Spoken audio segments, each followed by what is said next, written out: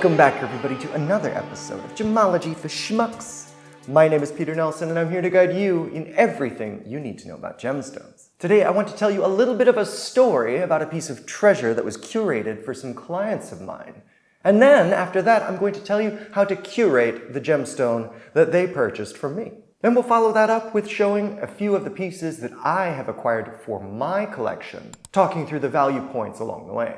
So first things first, this jewelry. Well, this lovely couple from the United States, Orlando and Lisa, reached out to me via email at thegemshepherd@gmail.com, saying that I'm interested in acquiring a star ruby and we want to make a star ruby ring. Can you help us with that? And of course my answer is yes, of course, I would love to. So the way that process works is what I'm going to tell you today because I think it's important that you understand it. Many people are interested in having custom jewelry made, but they're terrified of the implications, the unknown questions. What could go wrong? Am I going to get gypped? All of these things are reasonable questions, but they don't actually have clear answers unless you start talking to someone. So I was glad that they trusted me. They reached out, told me what they were looking for, told me what their goals were, and then we quickly sorted out what's the budget? How much are you comfortable spending? From there, once I know the budget and what you're looking for, then I can send you videos of what I can source for you from the market, which is what I did for them. Found 2 stones that I thought were worthy and still also fit inside of their budget. Star ruby and star sapphire, star corundum for those of you who like mineral names, is not an easy thing to find good quality pieces. There are many pieces of star ruby and star sapphire out in the market, but many of them are what we call commercial quality. It's a trinket. But truly collectible pieces of star corundum are not easy to find, and we'll talk about those characteristics in just a minute.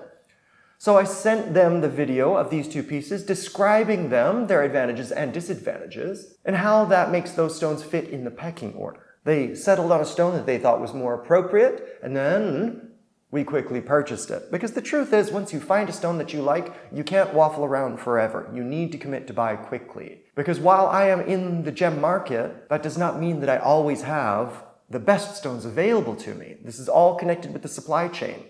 What do the dealers around have? No one person has everything, and when they can sell it, they need to strike while the iron is hot. Same thing also for us buyers. We need to strike while the iron is hot. When you find the stone that you like, you have to acquire it. Otherwise it can go, and you can't necessarily find another one. The jewelry design phase can take some time, and that's okay, because metal, well, you can buy platinum, and platinum is platinum is platinum. Gold is gold is gold is gold. You can refine it, you can smash it, you can set it on fire, but it's really the same thing, and it can be reshaped around the stone. Whereas the stone was already grown in the earth. It had to be found, it had to be cut in a way that was appropriate for the size and quality of the crystal.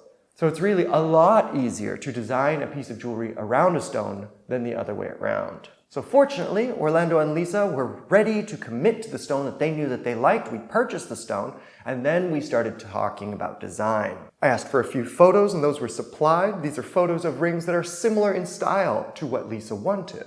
Something vintage, something with these characteristics. We settled on a key photo to act as a guideline for my jeweler. I sent that photo to the jeweler, and they designed a CAD rendering. This is a computer-generated image, and that shows us what is going to be made. And we can make little tiny adjustments. I felt that the prongs were a bit too long, so I spoke with Lisa, and she agreed with me. We reduced the size of the prongs, keeping it nice and classy. From that point, we have to commit to the design. We said okay, and we started production. The ring was cast in platinum. I went and selected the diamonds, and then after a few short weeks, we had a completed piece of treasure. Stone curated together, with a strong guideline of design, and the whole process was nice and smooth because of the open communication that we had between both parties. And it was such a good experience that having bought and sold that first stone and knowing that there weren't any other at that quality out there in the market, at least not the general market, maybe there's something hidden away in a safe, who knows? But certainly not easy to find. So when I saw another few pieces at a gem fair, I snatched those up right away. Because I knew that the quality of these stones, which I'll show you shortly, is higher than what's available in the general market. We don't even need to speak about retail markets. So these are stones that I knew I wanted to have on hand, both for my collection and to be able to make available to my clients. So let's pivot and start talking about the value of the stone that we were working with and the stones that I collect. As is tradition, let's start at the floor and work our way to the ceiling. With stars, the lowest quality that I'm willing to collect is something that has a nice body color and a good size. More opaque pieces with a nice body color can still be quite inexpensive, and the price climbs very quickly as you get to more transparent material. So one of the stones that I just acquired recently is about a 5-carat Burmese, nice blue, and this stone has a rather weak star. It is still a star, but it's a weak star. I bought it mostly for the body color. And it's a great price. So at the end of the day, if it looks good and you've got an idea for it and you can accept the price, then buy it. Some of my reference stones you may have seen before. A more glassy body with a nice color and a weak star is going to be your medium price range, and as we climb up to a stronger star and better glassy body, that's where we start to see the ceiling, especially as we get into bigger sizes. So this tiny little star ruby was more expensive than both of these other stones put together.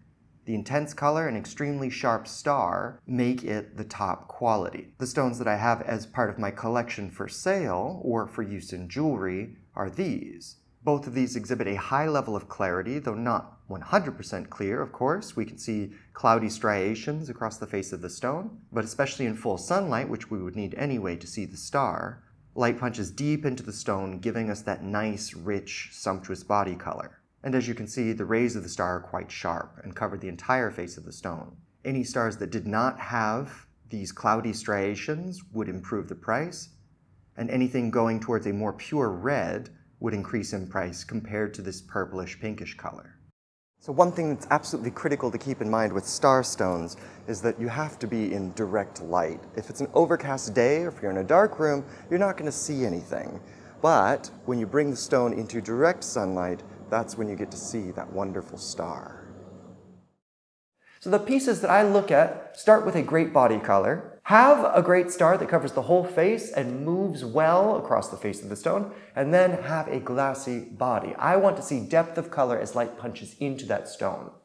And the larger the star sapphire or star ruby is, the more difficult it is to preserve that high quality crystal, because any inclusions that may be in the stone become much more visible as well. So the competition at those higher levels becomes pretty fierce. But I'm okay with that, because realistically, I don't want to be selling kilos of things. I want 1 or 2 of top quality material and keep looking for that, well, what was it the kings of old used to hunt? White stags?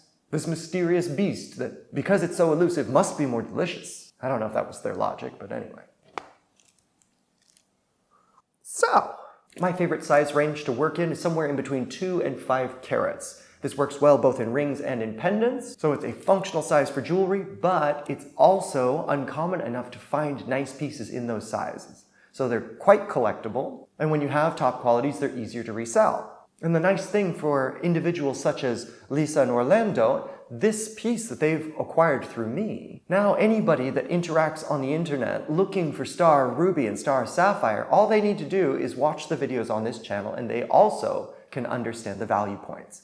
That makes trading in these stones much easier. In order to deal smoothly in gemstones, there needs to be a lot of trust and there needs to be understanding of the quality points, as well as potential treatments and synthetics. Yes, there are synthetic and treated stars, but the nice thing is that they're quite easy to verify. You don't need to send it off to an advanced lab. If you can watch and understand the videos on this channel, chances are you will be able to avoid any of the tricks that might be involved in star sapphire trade or star ruby.